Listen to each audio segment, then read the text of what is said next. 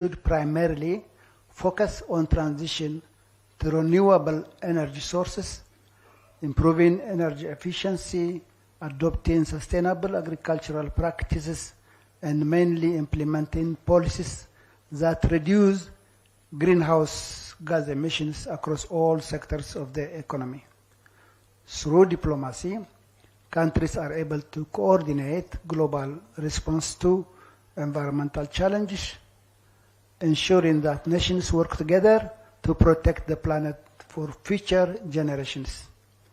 Diplomacy also helps mediate conflict over resources like water, forests, and fisheries that often transcend national borders by promoting peaceful cooperation. Another role of environmental diplomacy is facilitation of transfer of technology and financial resources from developed countries who often have more resources and advanced technologies for environmental protection to developing countries through capacity building and enable address the challenges. That is a problem now also we are facing. It is getting reduced and reduced, giving also a wake-up call for Africa to do it on our own. I want you to clap on this. I think we don't have to depend. Okay, when they come, okay, we will receive. But let's remind ourselves that things are not going to be like yesterday. I don't want to brag. For example, Eritrea, we live on our own.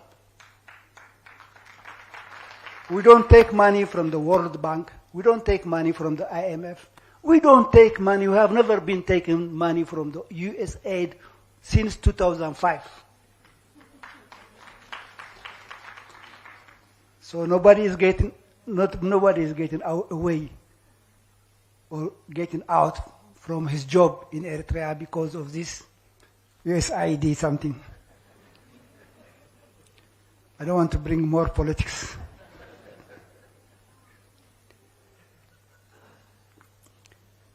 Environmental diplomacy also addresses the economic and social dimensions of environmental issues, ensuring that policies are equitable and consider the needs of vulnerable population. Furthermore, environmental diplomacy is essential for negotiating and implementing international environmental agreements that sets global standards and commitments for environmental protection. Such agreements include the Paris Agreement on Climate Change, the Convention on Biological Diversity, and the Montreal Protocol on Sustainable that deplete the ozone layer. Diplomatic efforts raise global awareness about environmental issues and advocate for stronger action. International conferences and summits such as the United Nations Climate Change Conferences, COP, provide platforms for this advocacy. It is in such occasions that platforms that ideas and solutions come forward for adoption and execution. Being the headquarters of the United Nations Environment Programme, UNEP, and having successfully hosted major environmental conferences, including the African Climate Summit in September 2023, Kenya has shown its dedication towards this noble agenda by engaging relevant authorities on this matter consistently. Based on the experience and expertise acquired from such conferences, I would like to urge the entire diplomatic community in Kenya to use this opportunity to come out with a fundamental roadmap that leads to a solid path for a global environmental solution.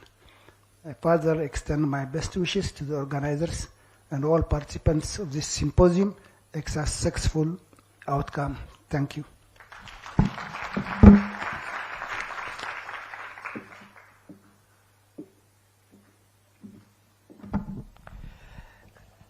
In his past life, Ambassador Bayana Rusum was a medical doctor. So you can see that his scalpel of analysis cuts deep on very difficult matters. Clarity call for self-sufficiency, I think, is important. But on matters climate and environment, I think it's inevitable that we work together. I wish to submit Ambassador Bayana Rusum. Excellency, it's now my pleasure to welcome my brother, Dr. Engineer Festus Ngano, to share a few thoughts with us. Welcome. Let's put our hands together.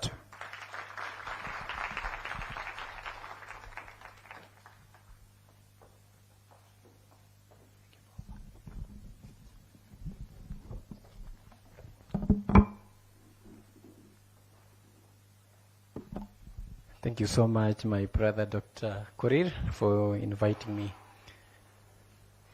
The Prime Cabinet Secretary and Cabinet Secretary for Ministry of Foreign Affairs and Diaspora, His Excellency Honorable MUSALIA MUDAVADI, my colleague Principal Secretary, State Department of Foreign Affairs, Dr. Singoe, the Chancellors and the Chairman of the Council of University Council of Nairobi, all members of the Diplomatic Corps led by the Ambassador of the State of Eritrea to Kenya and the Dean of Diplomatic Corps, distinguished government representatives, ladies and gentlemen, good morning. Your Excellency, allow me to pass apologies from my Cabinet Secretary, Honorable Duale, who was supposed to be the one making this statement, but he has sent me to do so. But before I read this statement, Your Excellency, allow me to just appreciate the University of Nairobi. This is nostalgic for me. I have been a student here all through my academic journey. And Your Excellency, in giving back to the society, they asked me to be crossing some corridors to look at some of the students in the master's classes of engineering. So I do so gladly with no pay. So I'm glad to be supervising some master students in engineering and really proudly an alumni of the University of Nairobi.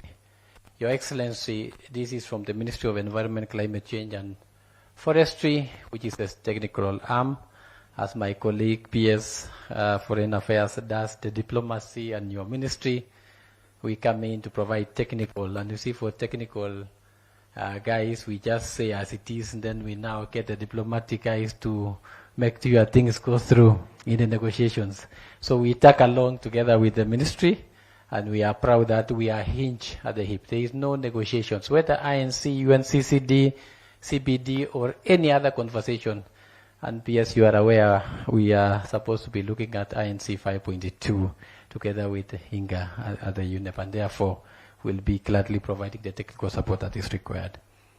Today we come together in this symposium to share information and knowledge that is key to address critical environmental issues facing our globe, including the triple planetary crisis of climate change, biodiversity loss, and pollution that threatens our collective future, underscoring the need for urgent climate action. Ladies and gentlemen, despite these challenges, Kenya remains a beacon of hope within our region. We are playing an active role in climate action, including hosting the inaugural Africa Climate Summit in September of 2023. And together with Ambassador Ali and PS Korir, we are hoping that we can be able to pull out the second one, and we are looking forward to the same. Further, Kenya is a focal advocate for the reform on multilateral development banks, MDBs, to restructure climate finance to respond to the needs of African nations which are disproportionately affected by climate change. Kenya's leadership as climate champion, with His Excellency the President as the chair of CAHOS, and Kenya as the chair of the African Group of Negotiators, of course chaired by Ambassador Ali, ensures that the African voice is heard in global climate negotiations. Your Excellency, our leadership within the region is also evidenced by our ambitious national climate targets, which I am happy to know that we are on track to achieve. For instance, we have achieved 93% renewable electricity in our grid, and we are aiming for 100% renewable electricity by 2030. Further, our National Biodiversity Strategy and Action Plan (NBSAP) underscores our commitment to halting biodiversity loss while ensuring sustainable resource use. Ladies and gentlemen, while pollution remains a significant challenge, Kenya has put in place the relevant policies to move the country from linear model of waste management to circular economy through the Sustainable Waste Management Policy and act as the MCA regulations on waste extended producer responsibility, EPR regulations, the management and control of plastic packaging materials regulations, among others. However, a lot still needs to be done, and collaborative efforts are essential to tackle pollution at regional and global levels.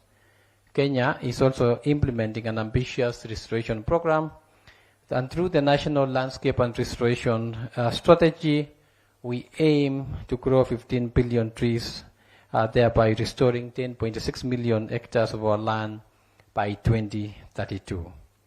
We have also initiated the second phase of the Land Degradation Neutrality Target Setting, the LDN-TSP 2.0, to restore degraded landscapes and cap desertification. These aligns with the United Nations Sustainable Development Goals, SDGs, particularly SDG number 13 on climate action and SDG number 15 on life on land, earning Kenya a global recognition as a champion of sustainability and climate action. Your Excellency, Kenya has established itself as a key player in environmental diplomacy, which is a top priority in Kenya's foreign policy, leveraging its natural resources, biodiversity, and commitment to sustainable development to influence global environmental policies. As the host of the United Nations Environmental Programme, UNEP, and the UN Habitat Headquarters in Nairobi, Kenya serves as a global hub for environmental discussions and as the environmental capital.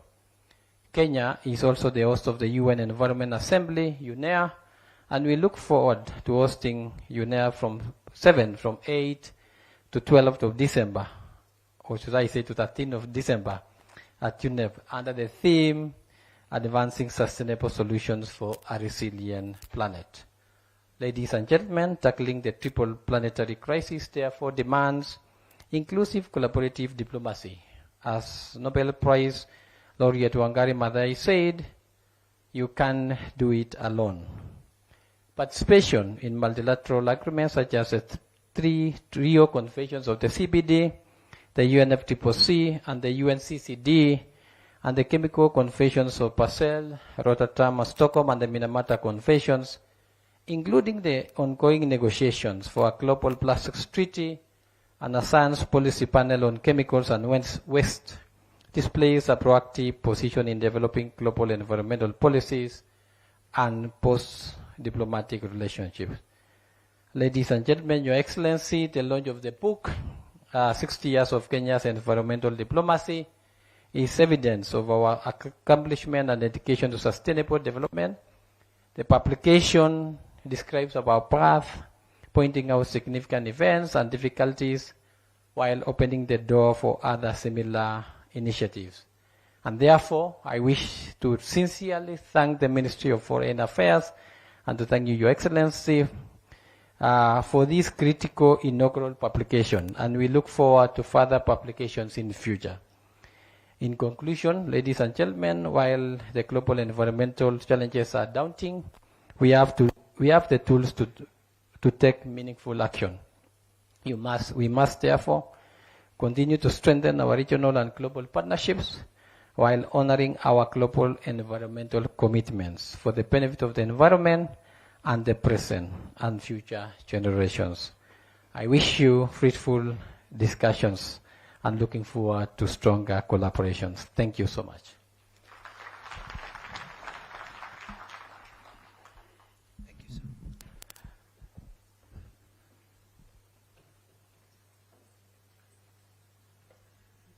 That's good. Thank you very much. Thank you very much. Let's put our hands together again for engineer. Again. So a medical doctor an engineer, these scientists have spoken fairly convincingly about the reality of what we are dealing with facts, with scientific evidence. But perhaps it's time to listen to an economist who will tell us where we might be able to get the money to take us through this crisis that we face. But ladies and gentlemen, it gives me deepest pleasure to welcome to the stage our chief guest, the Honorable Dr. MUDAVADI, the Prime Cabinet Secretary and Cabinet Secretary for Foreign and Diaspora Affairs. Let's put our hands together for the peace, yes.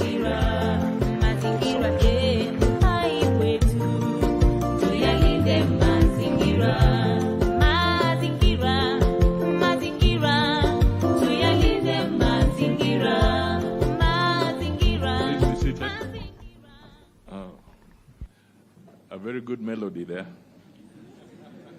All right, the chairman of the council, Professor Amkoa Anangwe, Vice Chancellor, represented by Professor Kerubo, the Principal Secretary, Dr. Singoe, Principal Secretary, Engineer Ngeno, the Ambassador of the State of Eritrea and Dean of the Diplomatic Corps, Ambassador Bayene Rusom, the Regional Representative of the UN Habitat and Africa Regional Office, Mr. MUSALIA, Your Excellencies, Ambassadors, and members of the Diplomatic Corps, the academic and the University of Nairobi fraternity, civil society representatives and non-governmental organizations, the Special Envoy, Dr. Ali,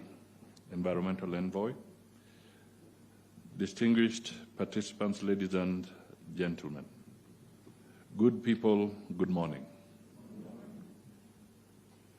It is a great honor to give a keynote address at this groundbreaking Nairobi Environmental Diplomacy Symposium. This symposium is a first of its kind, bringing together rich expertise from across a spectrum of stakeholders. This symposium is a game changer. It explores critical environmental matters that are timely and much needed, including creating public awareness on the key global engagements in environmental diplomacy and sustainable development. It will review the outcomes of the latest environmental conferences, taking a proactive stance of providing information on the Pact of the Future and the 7th session of the Environmental Assembly, UNEA 7, scheduled to take place at the UNEP headquarters in Nairobi later this year, as you have heard from previous speakers. The strong presence of leading players in environmental diplomacy here today is a testimony to the timeliness and significance of this symposium. This is an affirmation of our unwavering commitment to the environmental agenda and momentum. Nairobi is a renowned citadel of environmental diplomacy, particularly due to its position as a home to the United Nations Environmental Programme, UNEP, and UN Habitat. The city also hosts a robust presence of the diplomatic, scientific, academic, and civil society community active in the field of environment. Accordingly, I acknowledge with thanks the strong presence of various presidencies of COPs and other notable environmental diplomacy leadership here represented by their embassies in Kenya. These missions were instrumental in making the organization of this inaugural symposium a success. There is need to tap into the full potential of the large presence of these organizations to provide global leadership on environmental matters. Therefore, this symposium will not be an end in itself. it is the beginning of a series of robust symposia on environmental matters that will be held after every 4 to 6 months here in Nairobi. It is a long-held principle that as humans engage in development and advancement of their standards of living, they should not do this at the expense of the environment. Here, we all remember the compelling theme, making peace with nature, during the COP16, to the Rio Conventions of Biological Diversity held in Colombia. Indeed, the global economy also expanded, becoming more integrated and creating new frontiers for investment, jobs, and wealth. Technological advancement and innovation are now making life more convenient and livable by unleashing new possibilities in areas previously unimagined. However, these rapid development programs have also come with some costs to the environment and the society. Global warming is at its all-time high, with the World Meteorological Organization cautioning that 2024 recorded 1.55 degrees Celsius, the highest average global temperature increase since pre-industrial time. Still, however, negotiations under climate change are fraught with several challenges. Many states still prioritize economic growth over environmental sustainability, and the incremental cost of transitioning to a low-carbon development pathway is a matter of great concern. The current nationally determined contributions targets are insufficient to keep the global temperature rise below the 1.5 degree Celsius in line with the Paris Agreement. Getting adaptation on track is needed, and so is the implementation of the agreement secured on carbon markets. The global biodiversity is experiencing massive decline due to habitat destruction, invasive species, overexploitation, pollution, and climate change. Consequently, since the 1970s, the animal populations have dropped by up to 68%. The latest report of the Intergovernmental Science Policy Platform on Biodiversity and Ecosystems Services indicates that about 1 million species are currently threatened with extinction. Biodiversity loss is upsetting the natural balance, with the possibility of causing irreversible consequences detrimental to all forms of life. The world must take corrective actions, without which a catastrophic sixth mass extinction event could occur in the not-too-distant future. Endemic and cyclic environmental risks, such as land degradation, desertification, and drought, are getting worse. Up to 40% of the world's land is now degraded, directly impacting 3.2 billion people. Droughts have increased in frequency and intensity by 29% since 2000. It is projected that by 2050, 3/4 of the global population could be affected by meteorological, agricultural, and hydrological and socioeconomic droughts. The world should raise its ambition and accelerate restoration of degraded lands to achieve land degradation neutrality by 2030. We should restore soil health and scale up nature-positive food production. This is more important for our continent, where agriculture continues to be the backbone and the command factor of most African economies. The world needs suitable policy options for land restoration, drought resilience, and green transition through people-centered approaches that address all facets of drought issues. The global community should develop a drought protocol to complement climate and biodiversity solutions. Pollution and wastes remain a serious problem. An estimated 7 billion tons of plastic waste is circulating in the environment, yet the world continues to produce over 460 million metric tons of plastics each year. Under a business-as-usual scenario, this is projected to generate plastic waste of between 23 to 37 million metric tons by 2040.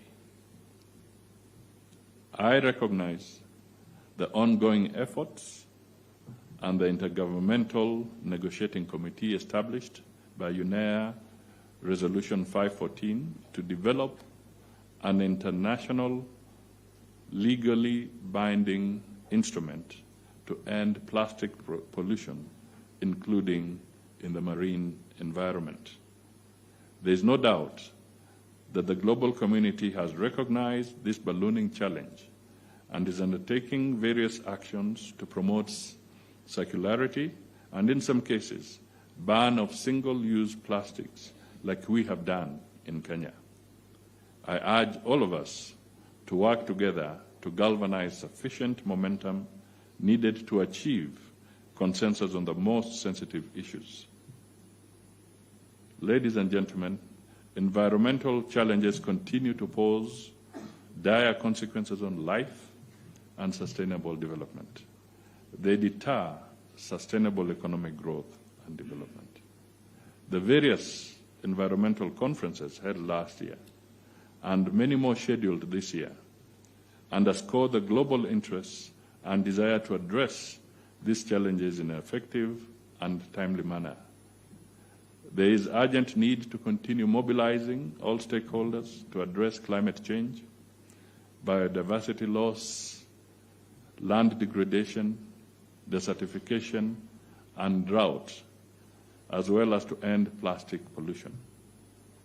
Some of the significant challenges include weak political, economic interests that override social and environmental protection, technological limitations, and unstable international cooperation informed by geopolitical and geoeconomic tensions, as well as differing national interests.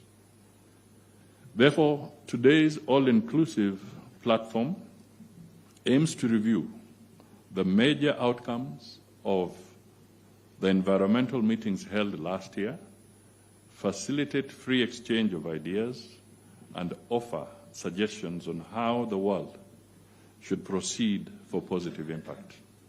I therefore commend the State Department for Foreign Affairs, led by P.S. Singoi, the Kenya Foreign Service Academy, and the University of Nairobi, and most importantly, the Stockholm Environment Institute Africa Center, for conceiving and executing this wonderful idea. And definitely, I will not forget the Ministry of Environment.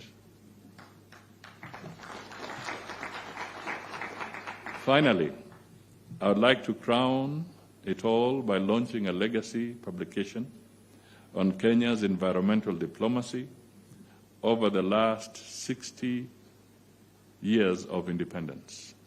This book has benefited immensely from a diverse range of authors and tells different stories of Kenya's engagement on the international environmental space. I wish to thank all the authors that responded to the call for the manuscripts. I thank you. Mr. P.S. Singoi, you made me feel guilty when I came up here, when you said that the economists are culprits. And the problem is that I'm both an economist and a politician. So these two seem to have a problem in coming in one bundle and creating a lot of problems all over. But however, maybe there are some good things I can share with the members here. First, let me pick up on the issue of resource mobilization. Let me take this opportunity to make it official. You will recall that last year, President Ruto hosted, in conjunction with the World Bank, the IDA 21 replenishment conference here in Nairobi, where there are several heads of state, including the current AUC, African Union chairman, the president of Mauritania. Ladies and gentlemen, that effort, that convention was able to rally, which has now become official from the World Bank, an excess of $100 billion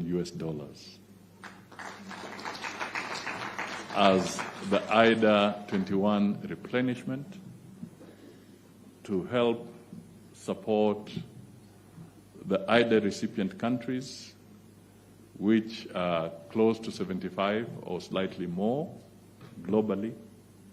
And this perhaps becomes a very good forum so that the conversations that you come up with can help in enriching the use of those resources so that they are directed to environment-friendly programs in all these 75 countries.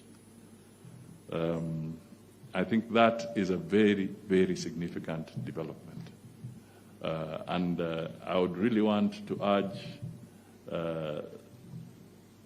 all of us to see the significance of having a very robust diplomatic initiative and engagement with other countries, because it is through that kind of arrangement that Kenya's leadership, in conjunction with other partners and friendly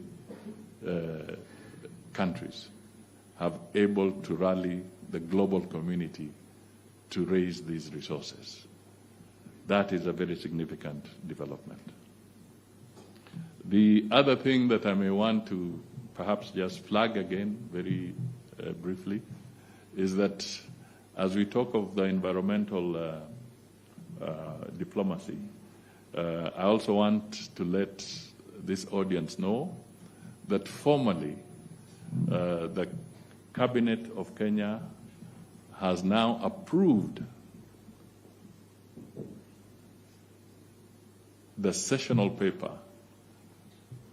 on diplomacy and given the go-ahead for it to be tabled in Parliament, which will happen next week when Parliament reopens, so that it goes through the first reading, and then it will be available for further conversation and debate by a wider cross-section of the Kenyan people and our partners. This time, we are making it clear that diplomacy is not an exclusive club. We want diplomacy mashinani. We want the people to understand what is our policy across various issues, and we want them to engage so that it is no longer a mystery that diplomats are seen carrying a briefcase into a plane, and then they are seen coming back, and they are assumed that they were just having a cocktail somewhere. Let us share in reality what is all this diplomacy about. It's also important to note that for Kenya's purpose, our constitution recognizes diplomacy or the foreign aspect as one of the arms or the pillars under the national security architecture. And if you look at Article 240 of the Constitution, it is very specific that it falls within that category. So Cabinet has also corrected an anomaly which has been lingering for a long time, because for some reason the foreign agenda was being regarded as just a normal administrative affair. And now it sits with clarity in accordance with the Constitution where it should have been for a very long time. So I thought this comes to you so that even within the framework of debates, we now fall within the security sector working group for planning purposes. So that is what I wanted to tell you. But there are other good things that we can do, and I want us to do together. I saw Joe Ageo here. I don't know that he's still within the room. He's somewhere, yeah. And I was just talking about, as we reflect on the demise of the Aga Khan, and we express our condolences to the Ismailia community and to his family as well. One of the things that the Aga Khan was pushing for was to partner with the county government of Nairobi so that they can preserve, protect, and make the city park more friendly the way Karura Forest has been made through partnership with other people. Perhaps as a befitting tribute, as you could have this conversation around the environment, this is something that can be advanced so that we can live on positive ideas that were mooted but were not executed. We still have an opportunity to carry that forward. And perhaps this is a very good moment so that Joe Ageo can help in rallying this message through his media house to galvanize support for this very, very noble cause to improve one of our very, very good parks in Nairobi, make it better, make it user-friendly, give it greater security so that people can walk the way it is when you do walk in Karura Forest, and that is where you pay tribute to the Wangare Maathais of this world and other partners who have really supported that. We also want to see protection of the Ngong Forest and other areas, our national park. We want to see in far-flung places the Maragoli Hills rehabilitated in Western Kenya. We sometimes also forget that there are some politicians who may have caused trouble, but in their own way they were interesting. There was Karaoke Chotara. If you went to Naivasha today, you'll not believe that we politicians, as much as we can be rabble-rousers, Karaoke Chotara actually spearheaded the greening of, when you drive down to Naivasha and you see all those trees, he was at the center of planting that. So there, even from politicians, some good things do emerge. Then you can go to an elder like Mulu Mutisia with President Moi, and there was the famous Munyonyoko wa Udongo, the building of gabions and helping to rehabilitate degraded land. There were initiatives that perhaps were ridiculed, even by maybe not exactly social media. It was not as robust then. But some of these initiatives were being ridiculed and so forth, but give it to them. As unschooled as some of them may have been, they were actually conscious that protecting the environment was absolutely essential.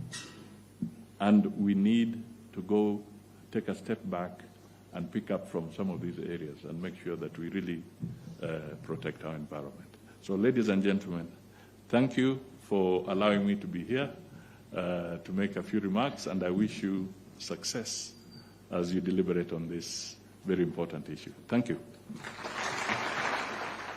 Your Excellency, may I request you to stay on the podium, but let me suggest, sir, that even in the tension between politics and politicians and economists, I want to suggest that perhaps diplomacy can mediate that tension. Your Excellencies, we've entered a critical juncture, and because you've already given an endorsement to this, our inaugural publication that celebrates Kenya's 60 years in environmental diplomacy, Your Excellency, there's just a small ceremony that I invite you to lead us in, the ceremony of unveiling the dummy, even though the actual publications are in the room and will be circulated to all of us. Your Excellency, I must say that this publication would not have been possible without the generous support of the Stockholm Environmental Institute, and I want to acknowledge the work and the leadership of Dr. Osano and the Embassy of Sweden, with whom we have worked very, very closely. We look forward to working with them in the future. May I therefore invite Your Excellency to launch this publication. Let's put our hands together. I don't ever slow up, no I don't take shit. I got no love for the fakeness. If you wanna play tough and wanna hate this, I'll always show up. I don't ever slow up, no I don't take shit. I got no love for the fakeness. If you wanna play tough and wanna... Oh wow. All right. Put our hands together.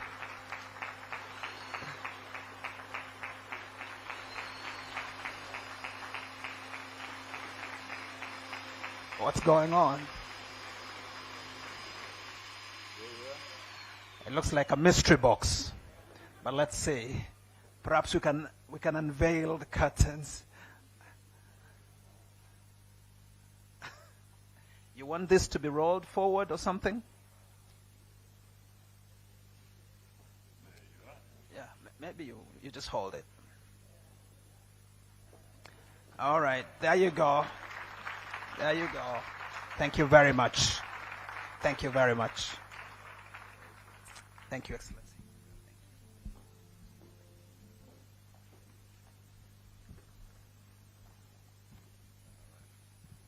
Thank you, sir. Thank you. Well, that marks the end of the first session, the high-level opening of this important seminar on the environment. It is now my pleasure to welcome the moderator to take it up from there. Thank you very much. Joel.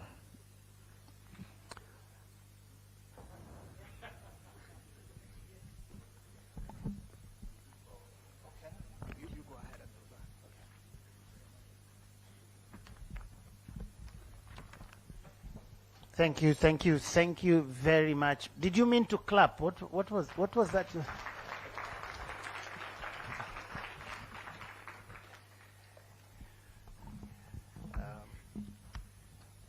Something happened to my podium here. Did anyone see what happened to it? Oh, there it is.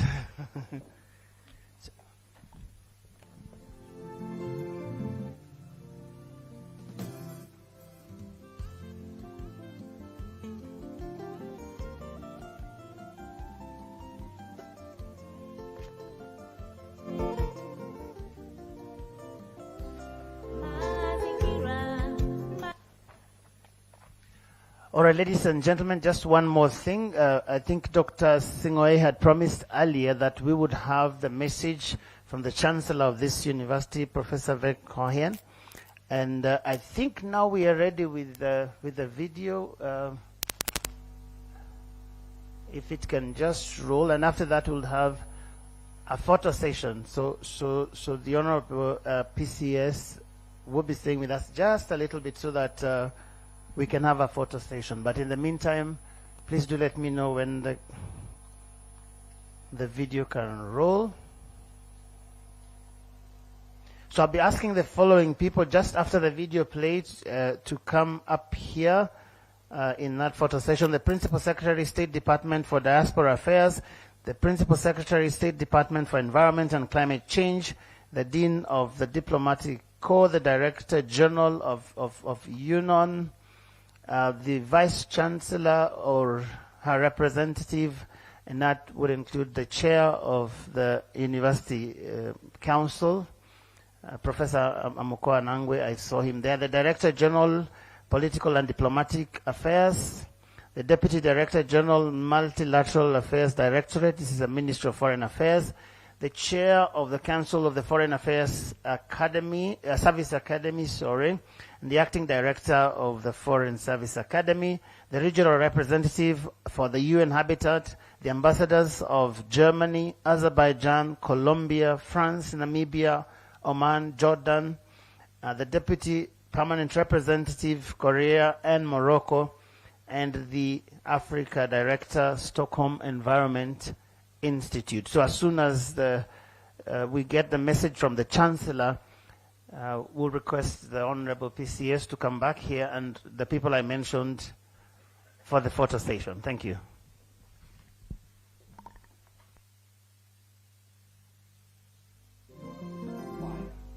The rules of the game are changing as we speak. We're facing a climate crisis, a debt crisis, wars on several continents.